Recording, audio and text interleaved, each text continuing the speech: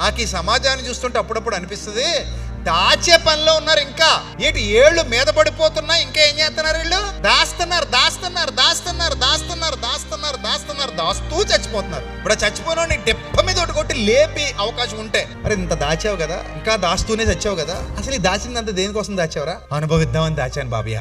ఏం చేద్దామని దాచావురా? 70, 75, 80లో కూడా ఏమైనా అనుభవించావరా? లేదు బాబయ్య, దాచే పనిలో ఉండి అనుభవించడం మర్చిపోయింది బాబయ్య. ఎందులో పడ్డావు నువ్వు? దాచడంలో మాత్రమే పడ్డావు, ఉపయోగించుకోవడం పట్టించుకోలేదు నువ్వు. దాస్తూ దాస్తూ దాస్తూ దాస్తూ ఏం చేశావు? చచ్చిపోయి. ఇదా జీవితం? పోనీ ఎవరికైనా ఉపయోగపడ్డావా? ఎవరినైనా కరుణించావా? ఎవరికైనా జాలి చూపించావా? మరి ఏం చేసావురా నాయన నువ్వు? దాచా దాచా దాచా దాచా దాచి దాచి దాచి ఏం చేశా? చచ్చాక అంతా వదిలేసా. ఒక పక్షి కూడా గూట్లో కొంత దాచుకుంటది. ఎంతవరకు దాచుకుంటది?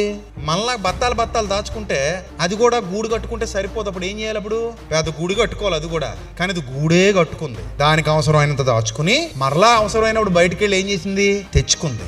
దాచేసుకుంటే వెళ్ళిపోవడానికి కాదు జీవితం. అనుభవించలేనప్పుడు దాచుకోవడం ఎందుకు అంటున్నాను నేను. అనుభవించలేనప్పుడు దాచుకోవటం అవసరమా? నువ్వు వాడుకునేలా ఉంటే ఉంచుకో, వాడుకోలేనప్పుడు ఉంచుకోవద్దు.